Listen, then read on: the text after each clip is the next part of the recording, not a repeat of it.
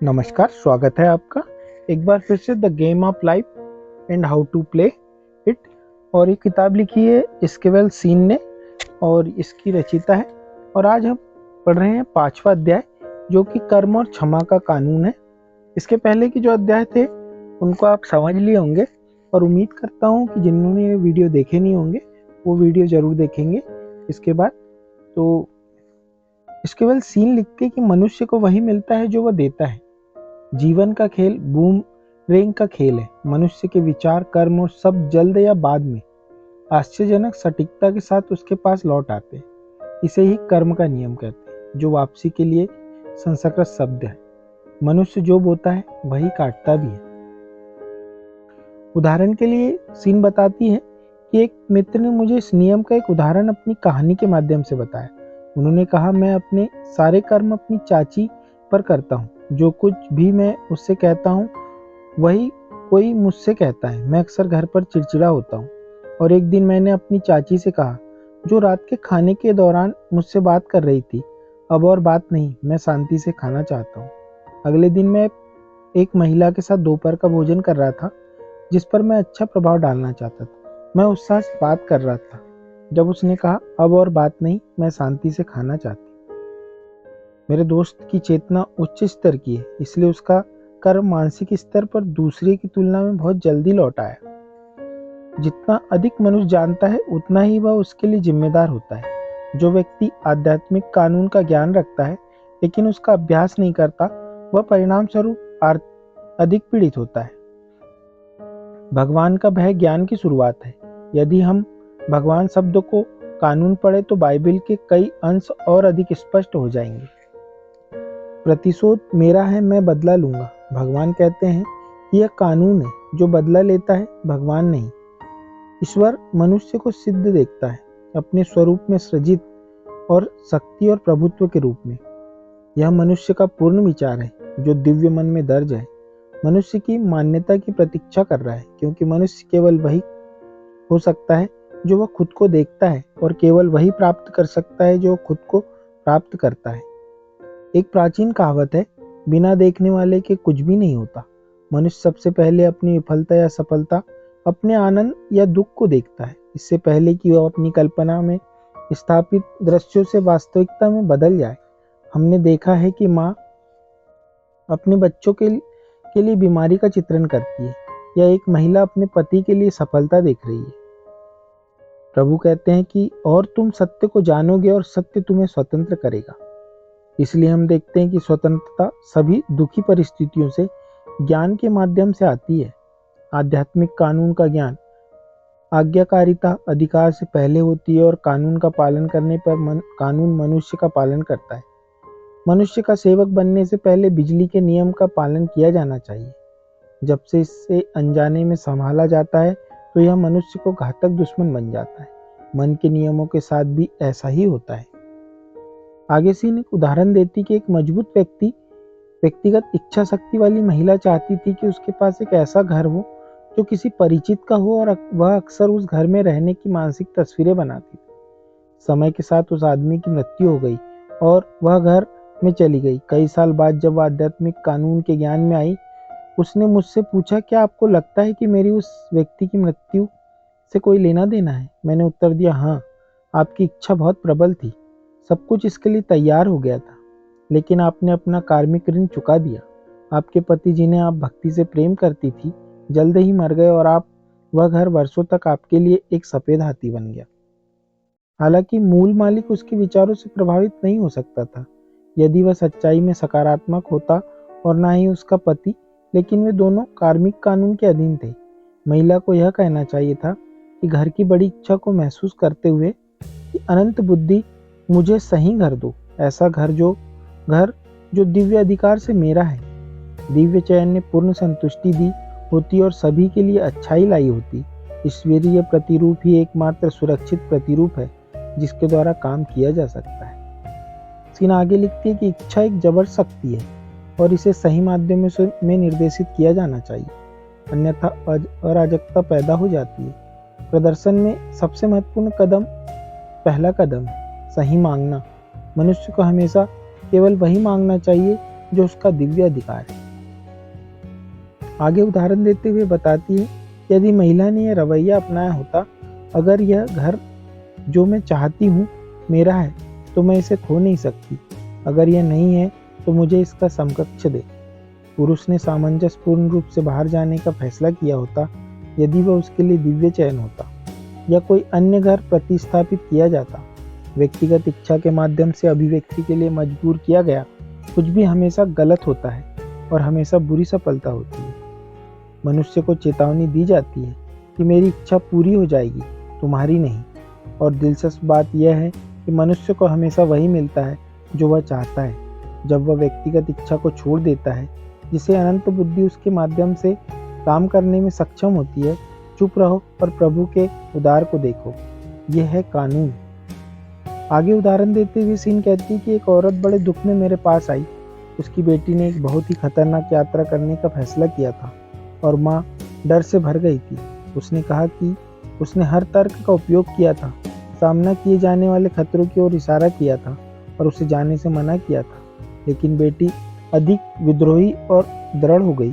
मैंने माँ से कहा, आप अपनी बेटी को अपनी व्यक्तिगत इच्छा थोप रही हैं, जो आपको करने का कोई अधिकार नहीं है, और यात्रा का आपका डर केवल उसे आकर्षित कर रहा है, क्योंकि मनुष्य उसे आकर्षित करता है जिसे वह डरता है। मैंने कहा, जाने दो और अपने मानसिक हाथों को हटा दो, इसे भगवान के हाथों में रख दो और इस कथन का उपयोग करो, मैं इस स्थिति को अनंत प्रेम और ज्ञान के हाथों में देता हूँ। अगर यह दिव्य यात्रा दिव्य योजना है तो मैं इसे आशीर्वाद देता हूँ और अब विरोध नहीं करता, लेकिन अगर यह दिव्य रूप से योजनाबद्ध नहीं है तो मैं धन्यवाद देता हूँ कि यह अब भंग हो गया है और नष्ट हो गया है। उसके 2 दिन बाद ही उसकी बेटी ने कहा, माँ, मैंने यात्रा छोड़ दी है, और स्थिति अपने मूल शून्य में लौट आई। आगे सीन लिखती है कि स्थिर रहना सीखना है, जो मनुष्य के लिए बहुत कठिन लगता है। मैंने गैर प्रतिरोध पर अध्याय में इस कानून के साथ अधिक पूरी तरह से निपटा है। मैं बुआई और कटाई का एक और उदाहरण दूंगा, जो इसे जिज्ञासु तरीके से आया। एक महिला मेरे पास आई और कहा कि उसे $20 का नकली नोट मिला है, जो उसे बैंक में दिया गया है। वह बहुत परेशान थी, क्योंकि उसने कहा, बैंक के लोग कभी भी अपनी गलती स्वीकार नहीं करेंगे। मैंने जवाब दिया, आइए हम स्थिति का विश्लेषण करें और पता करें कि आपने क्यों आकर्षित किया गया। उसने कुछ क्षण सोचा और कहा, मुझे पता है, मैंने एक दोस्त को बहुत सारा पैसा भेजा, सिर्फ एक मजाक के लिए, इसलिए कानून ने उसे कुछ धन भेजा था, क्योंकि वह चुटकुलों के बारे में कुछ नहीं जानता था। मैंने कहा, हम क्षमा के कानून का आह्वान करेंगे और स्थिति को बेअसर कर देंगे। हिंदू धर्म की स्थापना क्षमा के कानून पर ही की गई है। भगवान हमें कर्म कानून के अभिशाप से मुक्त किया है और प्रत्येक व्यक्ति के भीतर भगवान उसका उदारक और सभी असंगत परिस्थितियों से उदार है। आगे सीन ने कहा कि अनंत आत्मा, हम क्षमा के नियम का आह्वान करते हैं और धन्यवाद देते हैं कि वह अनुग्रह के अधीन है और कानून के अधीन नहीं है और इस $20 को खो नहीं सकती जो दिव्य अधिकार से उसका है।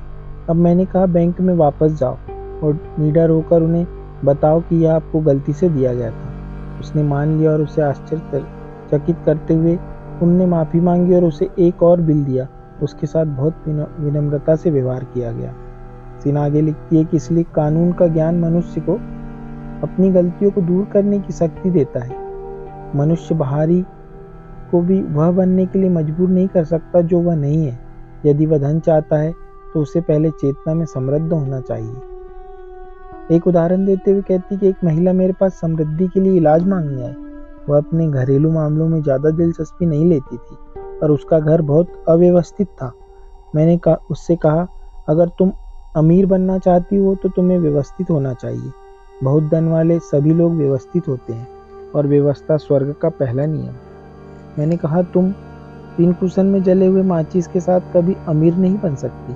उसके पास हास्य की अच्छी समझ थी और उसने अपने घर को व्यवस्थित करना तुरंत शुरू कर दिया। उसने फर्नीचर को फिर से व्यवस्थित किया, कार्यालय के दराज को सीधा किया, कालीनों को साफ किया और जल्द ही एक बड़ा वित्तीय प्रदर्शन किया। एक रिश्तेदार से उपहार। महिला स्वयं की वित्तीय रूप से व्यस्त रहती थी, हमेशा बाहरी के प्रति चौकस रहती थी और समृद्धि की उम्मीद करती थी, वह यह जानते हुए कि भगवान उसकी आपूर्ति है। बहुत से लोग इस तथ्य से अनजान हैं कि उपहार और चीज़ें निवेश है और यह कि जमाखोरी और बचत हमेशा नुकसान का कारण बनती है। वहाँ है जो फैलता है और फिर बढ़ता है, और वहाँ है जो पूरा करने से अधिक रोकता है लेकिन यह गरीबी की ओर जाता है। आगे से इन उदाहरण देते हुए कहती कि मैं एक आदमी को जानता हूँ जो एक फर लाइन वाला ओवरकोट खरीदना चाहता था, और उसकी पत्नी अलग अलग दुकानों पर गए लेकिन उन्हें कुछ पसंद नहीं आया। अंत में उसे एक कोट दिखाया गया। विक्रेता ने कहा कि इसकी कीमत $1000 थी, लेकिन जिसे प्रबंधक उसे $500 में बेच देगा क्योंकि मौसम में देर हो चुकी है। उसकी वित्तीय संपत्ति लगभग $700 थी। विचारशील मन ने कहा होगा कि आप एक कोट पर अपना लगभग सारा खर्च नहीं कर सकते, लेकिन बहुत सहज थे और कभी तर्क नहीं करते थे। वह अपनी पत्नी की ओर मुड़ा और कहा, अगर मुझे यह कोट मिल गया तो मैं 1 टन पैसा कमाऊंगा। इसलिए उसकी पत्नी ने सहमति दे दी।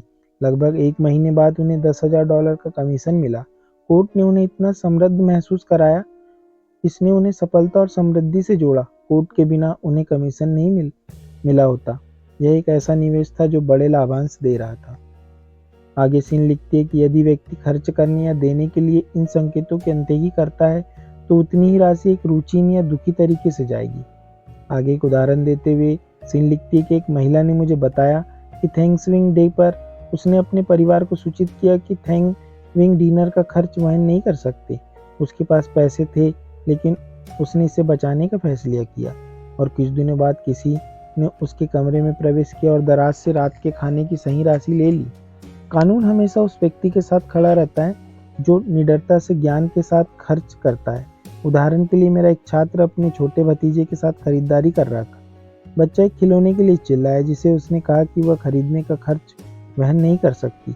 उसे अचानक एहसास हुआ कि वह कमी की तलाश कर रही थी और भगवान को अपनी आपूर्ति के रूप में नहीं पहचान रही थी।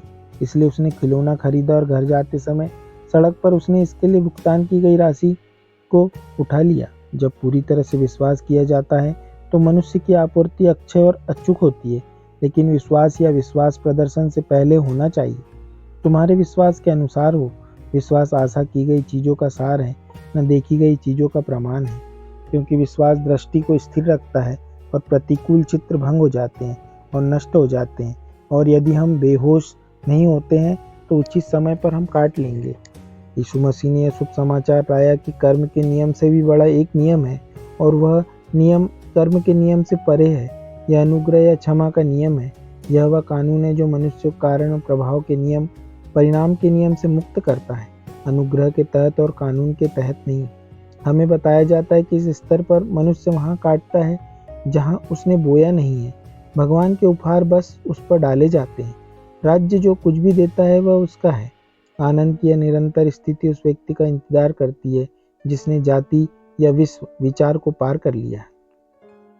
सीन आगे लिखती है कि दुनिया ने सोचा कि कलेश है, लेकिन भगवान यीशु मसीह ने कहा कि हौसला रखिए, मैंने दुनिया को जीत लिया है। संसार पाप, बीमारी और मृत्यु के बारे में सोचता है। उन्होंने उनकी पूर्ण अवास्तविकता को देखा और कहा कि बीमारी और दुख दूर हो जाएंगे और मृत्यु अंतिम दुश्मन पर काबू पा लिया जाएगा। अब हम वैज्ञानिक दृष्टिकोण से जानते हैं कि अवचेतन मन पर शाश्वत युवावस्था या शाश्वत जीवन के विश्वास के साथ मुहर लगाकर मृत्यु पर काबू पाया जा सकता है। अवचेतन बिना दिशा की केवल शक्ति होने के कारण बिना सवाल किए आदेशों का पालन करता है। अतिचेतन के निर्देशन में काम करने से शरीर को पुनरुत्थान पूरा होगा। मनुष्य अब अपने शरीर को मृत्यु में नहीं फेंकेगा।